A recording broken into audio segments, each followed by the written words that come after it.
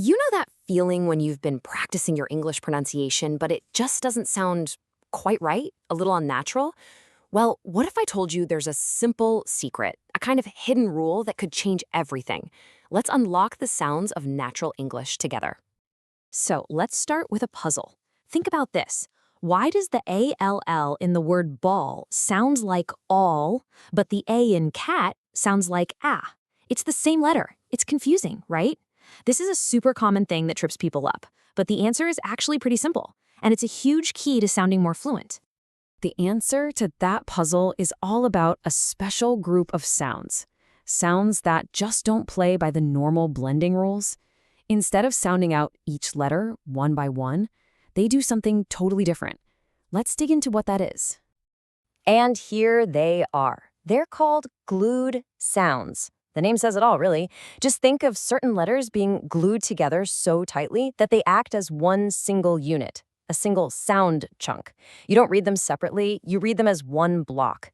Getting this one idea is going to unlock everything else for you. So what's the secret recipe for these glued sounds? Well, it's usually a vowel followed by what we call a nasal sound, like N or M.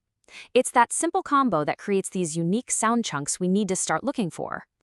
And the best way to get a handle on them is to think of them as families. There are three main groups, and once you get to know them, I promise you'll start hearing them everywhere. Ready to meet the first family? First up, we have the short A family. This one is probably the most important one to learn first because it's where that classic short ah sound, the ah from cat, changes the most, sometimes in a really dramatic way. Okay, now this is where it gets really interesting. Look at how this sounds change. With AN and AM, the A gets this kind of nasal quality. Listen, N, like in fan, and am, like in ham. But now, look at AL. The A sound just completely transforms into an ah sound. It's not b-al, it's b plus all, ball. That's a huge difference. Let's hear that in a sentence. Listen closely to this. The ball made a big bang when it hit. Did you hear them? The all in ball and the ang in bang are just perfect examples of these single sound chunks in action. Okay, let's move on to our next group and see how this pattern continues. This is the final nasal family. And like the name suggests, you're pretty much always going to find these sound chunks at the end of a word or a syllable. Now, for these ones, you got to pay close attention to the letter N. It stops sounding like a sharp N sound and starts sounding more like a soft N sound. It's this nasal sound that connects the vowel to that final K. Listen, ank, as in bank, or ink, as in think. You're not saying thin K, you're saying th plus ink. See the difference? And our last group is one you probably use every single day, maybe without even realizing it. This is the continuous action family, and it's absolutely essential for talking about verbs, things that are happening right now. This one should look really familiar. The most famous member here is ing, of course. It's the ending for pretty much every continuous verb, like in singing. But its cousins, ong as in song and ung as in rung, follow the exact same pattern. They're just one single flowing sound. Let's do one more little practice round, and this time we'll mix the families. Can you think of a new thing? See that? We've got ink from the final nasal family and ing from the continuous action family, both working as perfect little sound chunks. Okay, so we've learned what glued sounds are, but to really get them down, we also have to know what they are not. This is where a lot of people get confused, so let's just clear this up right now. Here's a really common one.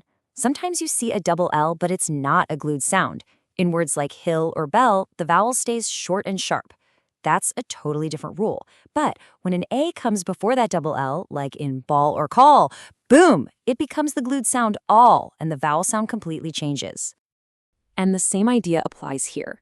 When you see combinations like n, im, on, or the vowel just keeps its normal, short sound. You can blend these, just like you learned with simple words, like petin, pen. No special tricks needed for these guys. So the big takeaway here is, for these simpler sounds, you don't have to overthink it at all. You can just blend them quickly. This lets you use the skills you already have and focus all your energy on those real glued sounds, the ones that change the rules. All right, we have covered a lot of ground. So let's wrap this all up with the most important takeaway. Think of this as your new secret weapon for pronunciation and sounding more fluent. If you're going to remember just one thing from all this, make it these sound groups right here. These are the big ones, the high impact ones. You've got the groups where the vowel sound totally changes, like all, and then the ones that create that new ng sound, like ing and ank. Focus on spotting these chunks first. And this right here, this is the mental shift that unlocks everything. You've got to stop seeing individual letters like B, A, and K and start seeing a consonant and a sound chunk. B plus ank. This is how you go from slowly sounding out words to speaking with a natural rhythm and flow. So I'll leave you with a little challenge.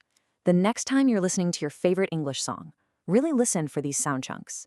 How many times do you hear thing, song, long, or call?